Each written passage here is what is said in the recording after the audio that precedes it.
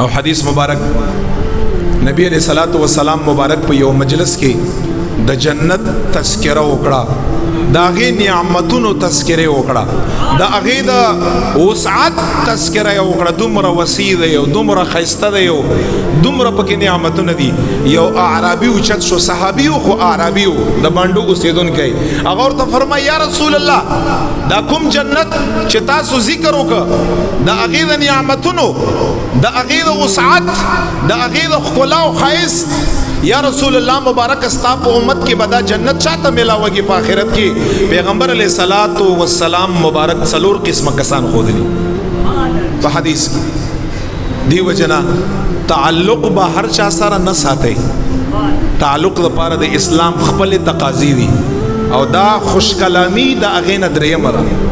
نبی علیه السلام څور ته فرمایي اے اعرابي تپوس دی وکړه دا ښایسته جنت او دا وسیع جنت او دا د نعمتونو ډک جنت دا بچاته ملاوږي؟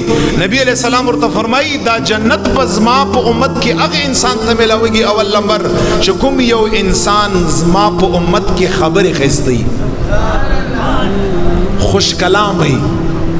زمونږ او ستاسو رستو بیا وایي چې ګپ مې لګاو، که خبره کړم مور، که خبره کړم خور، که خبره کړم بے حیايي الفاظ، رسته چورته دا څه کوي ته وی ګپ لګوم، که په ګپ کې او که په رښتیا باندې دا حرام دی.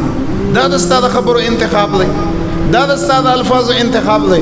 وی چې سړي او د انسان د معیار پته د هغه د گفتگو نه لګي چې دا څومره سړی دی او دا څومره انسان دی. دومره فری او داسې الفاظو انتخاب څوک په خبرو کې کا؟ مشران ناست دي د هغوی خپل آداب دي، والدین ناست دي د هغوی خپل آداب دي، د امت سپین ږیري ناست دي د هغوی خپل آداب دي، او ستا دې ګفتگو ته وګوره او د الفاظو انتخاب ته وګوره. دا خوش کلامي ده چې دا په چاګیني هغو سره به تعلق نه ساتي. دویم نمبر نبی علیہ السلام څه فرمایي څوک په جنت لذي؟ هغه انسان چې زما د امت په فقراو باندې خرچ کا، خوراک پہ کا، سکاک پہ کا، لباس غم لکا. دریم نمبر بسوک زی یا رسول اللہ حضور مبارک فرمائے اگه انسان با جنت لذیذ ما پا امت کی چکم یو انسان در رمضان کریم نا علاوہ پا کسرت باندے نفلی روزے نسی،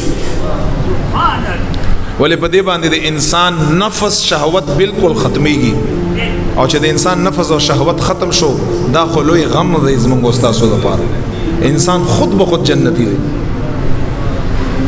او څلورم نمبر بسوک زی یا رسول اللہ صلی اللہ علیہ وسلم حضور علیہ السلام فرمائی زما په امت کې به هغه انسان جنت لذي چې خلق پشپی کی اودی او د رب لا یزال عبادت کا. مراد تر تهجد منځ دی خدا الله د رضا د پر انسانانو د پر نه، خودنه د پر نه، ریاکاری د پر نه، ما ته څوک عابد وای دی لپاره الله رضا د پر. دغه څلور داسې اعمال دي او تاسو بیا محدثین فرمایي چې په دغه څلورو کې رب لا یزال مقدم څه شی وساته؟ اول یې څه بیان کړه؟ کثرت د روزو یا بیان نه کړه، تهجد یا بیان نه کړه، په غربا او فقراو د امت باندې خرچ بیان نه کړه، ام انسان جنت لبوزي. اول نمبر خبره چې رسول الله په زبان باندې راغلی دا هغه خوش کلامی راغلی دا، هغه نرم گفتار راغلی دی، هغه ښایسته خبرې راغلی دي، هغه د ستاسو د خبرو ښه الفاظ او انتخاب راغلی دی چې اول نمبر رسول الله په دغه څلورو کې کوم بیان کړی دی هغه دا بیان کړی دی چې هغه انسان جنتی دی چې کوم یو انسان زما په امت کې کلام ښایسته او خبرې یا داسې الفاظو باندې مبنی او جوړي چې انسان زړه په هغې باندې خوشحالوي.